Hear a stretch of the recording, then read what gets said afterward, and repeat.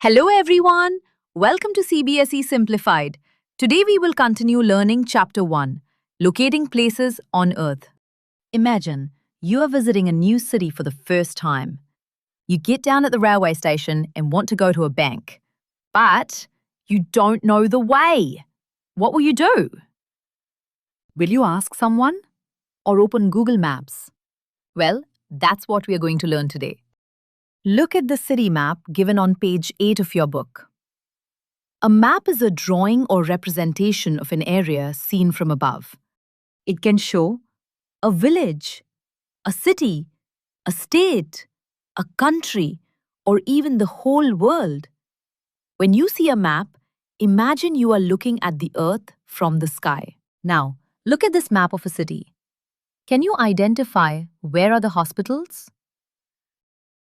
One hospital is near a blue-colored area, which represents a lake or a river. And the second hospital is near the market and the railway station. Let us now try some questions from our NCERT textbook. Pause the video and try answering the below questions. The hospital is near the blue area, water body or lake, and the railway station.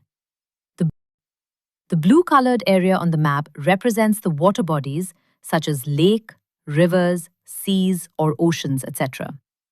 The public garden is farthest away from the railway station. Let us learn more about maps. You might have seen a book that has a collection of maps. Such book is called an atlas. There are different types of maps. Some of these are physical maps, political maps, and thematic maps. Physical maps mainly show some natural features, such as mountains, oceans, and rivers.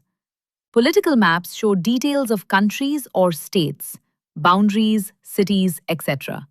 They have clear boundaries and labels. Thematic maps show specific kinds of information. For example, here a map shows top 10 rice-producing states. Let us summarize what we have learned in this video. A map is a representation or a drawing of some area. A map can show a district,